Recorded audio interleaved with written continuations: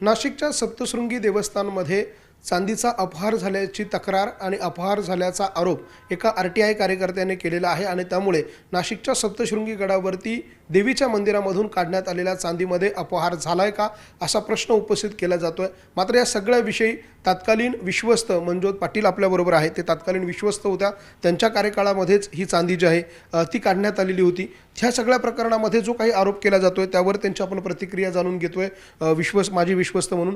ताई, नेमकं हा जो काही आरोप केला जातो या आरोपाबाबत नेमकी आपली काय प्रतिक्रिया आहे? सगळ्यात महत्त्वाचं म्हणजे की म्हणजे सप्तशृंगी देवीचं जे देवस्थान आहे हे महाराष्ट्रातलं आद्य दैवत म्हणून मानलं जातं। तर मी ह्या सगळ्या ज्या काही आरोप जे झालेले आहेत त्याचं मी प्रथमतः खंडन करते की मला समर्थन देत नाही मी ह्या गोष्टीला। कारण काय आहे की जो काही अपहार आहे, अपहार कोणत्याही प्रकारचा झाला नाही, चांदीमध्ये कोणताही अपहार झाला नाही। चांदी जी लावण्यात आली होती साधारणतः 1998 पासून ते 2014 पर्यंत लावलेली ती चांदी होती। 2022 मध्ये मूर्ती संवर्धन तसेच मंदिराची काही डागडुजी करण्यासाठी ती चांदी काढण्यात आली। काढताना जेव्हा म्हणजे ज्या वेळेला ती चांदी लावलेली आहे तर ती रिपोर्ट प्रमाणे जसं आपले जे काही RTIच्या अंडर माहिती मागणारे जे काही माझे भाविक आहेत त्यांनी 406 किलो चांदीचा हे सांगितलं आहे, पण साधारणतः 396 किलो चांदी आपण वरती लावलेली होती। कारण 406 किलो चांदीमध्ये 8 किलो साधारणतः 8 ते 9 किलोचा 9 किलोचा जो काही भाग आहे तो काढून खाली आणण्यात आला होता। कारण ते लावता क्षणी तो पॅनल तिथं बसला नव्हता, एक्सेस होता, तो पॅनल बसला नव्हता, तर तो कटिंग करून साधारणतः 9 किलो चांदी ही खाली आणण्यात आलेली होती। तर त्याचा रिपोर्ट हा 2009 माझं जे काही रजिस्टर आहे म्हणजे संस्थेचं जे काही रजिस्टर आहे त्याच्यात ती अधिकृतपणे नोंद केलेली आहे। म्हणजे त्याची नोंद आम्हाला सापडली आणि ती नोंद करून आम्ही मग पाहिलं की साधारणतः 396 किलो चांदी ही मंदिरामध्ये लावण्यात आलेली होती। तर ती 396 किलो चांदी आम्ही 2022 मध्ये विश्वस्तांच्या प्रेझेन्समध्ये साधारणतः म्हणजे मूल्यमापक पण होते, PNGचे काही अधिकारी वर्ग पण तिथं प्रेझेंट होते, 15-16 जण आम्ही मंदिरात उपस्थित होतो आणि तेव्हा ती चांदी काढण्यात आलेली होती। आणि रात्रीच्या वेळेत ती चांदी काढण्याचा एकमेव कारण होतं की दिवसभर मंदिरामध्ये थोडंसं गर्दी, भाविकांची गर्दी असते। पॅनल काढताना त्याचा पाठीमागचं म्हणजे चांदीच्या पाठीमागं काही प्लायवूड होतं, ते सडलेलं होतं, तर काय होतं पाणी झिरपतं। देवस्थान हे डोंगरात आहे तर ते जे पाणी पडतं त्याच्यामुळे सडलेलं होतं, कुणाची जीवितहानी, कुणाला काही दुखापत होऊ नये म्हणून आम्ही रात्रीतनं ती चांदी काढली होती।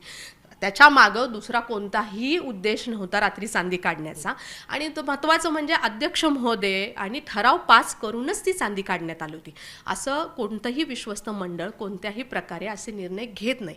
आणि 396 किलो चांदी काढल्यानंतर त्याच्यामध्ये साधारणतः 13 किलो चांदीचा फरक हा आहे, पण 13 किलो चांदीचा फरक हा म्हणजे आमच्या मूल्यमापकांच्या माहितीप्रमाणे 3% घट चांदीमध्ये ही धरण्यात येते। चांदी 1998 पासून लावण्यात आलेली आहे हे समजून घ्या तुम्ही, आणि 2022 मध्ये आपण काढलेली आहे। तर घटीचा जो काही हे आहे तर त्याचे रेकॉर्ड्स म्हणजे त्याचं जे काही हे कायद्याअंतर्गत मूल्यमापन आहे ते चालू आहे आणि त्याची चौकशी ही कळवण कोर्टामध्ये चालू आहे, रितसरपणे चालू आहे।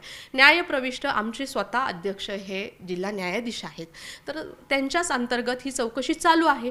आणि चौकशी असं नाही की त्याची पूर्ण व्यवस्थित माहिती हे करणं चालू आहे। त्यामुळे आम्ही स्वतः की ह्या गोष्टींचं समर्थन करत नाही की कोणत्याही अपहार कोणत्याही विश्वस्तांनी केलं नाही, तरी कृपया करून भाविकांची दिशाभूल करू नये ही विनंती आहे तुम्हाला सगळ्यांना। पंचनामा केला नव्हता असा आरोप होतोय। पंचनामा असं नाही, रात्रीतनं चांदी काढली तेव्हा मूल्यमापक प्रेझेंट होते। चांदीचा पत्रा हा फार मोठ्या प्रमाणात होता की फिजिकली तो त्याच वेळेला त्या क्षणाला आम्हाला मोजण्यासाठी तसे इक्विपमेंट्स तिथे अवेलेबल नव्हते। तो मोडून पत्रा हे करून त्याचं वजन करणं आणि पंचनामा हा दुसऱ्या दिवशी लगेच झालेला आहे। म्हणजे अपहार झालाच नाही, कोणत्याही प्रकारचा अपहार नाही आहे त्याच्यामध्ये। रेकॉर्ड आहे तसं रेकॉर्ड आहे, तसे डॉक्युमेंट्स आहेत। न्यायालयामध्ये त्याची रितसर आम्ही माहिती देतो आहोत, विश्वस्त म्हणून आम्ही जबाबदारी त्याची पूर्णतः घेत आहोत। कोणत्याही अपहार करण्याचा काही संबंधच येत नाही त्या ह्याच्यामध्ये। आपण बघतोय ह्या मंजोत पाटील होत्या, माजी विश्वस्त आहे सप्तशृंगी देवस्थानच्या. त्यांनी या सगळ्या प्रकरणातले हे सगळे आरोप जे RTI कार्यकर्त्यांनी केलेले होते, हे सगळे आरोप त्या ठिकाणी त्यांनी खोडून काढलेले आहे आणि त्यांचं म्हणणं आहे कुठल्याही प्रकारचा अपहार झाला नाही. जो दावा केला जातो की इतक्या मोठ्या प्रमाणात चांदी त्या ठिकाणी गायब झाली आहे, मात्र अशा कुठल्याही प्रकारची चांदी त्या ठिकाणी गायब झालेली नाही. जे रेकॉर्ड आहे ते आम्ही चौकशी समितीला देणार आहोत. इतकंच नाही तर ही सगळं प्रकरण जे आहे त्याची चौकशी जी आहे ती न्यायालयीन पातळीवर सुरू आहे आणि या सगळ्याचा खुलासा आम्ही चौकशी समितीसमोर करू. तसे पुरावे त्यांच्याकडे आहे, अशा प्रकारचा खुलासा आता माजी विश्वस्तांकडनं करण्यात येतोय. त्यामुळे या प्रकरणामध्ये जो काही आरोप केला जात होता या सगळ्या आरोपाबाबत आता पुढे नेमकं काय होतं हे बघणं महत्त्वाचं असेल. व्हिडिओ जर्नलिस्ट हेमंत बागुलसह लक्ष्मण घाटोळ, न्यूज 18 मराठी, नाशिक.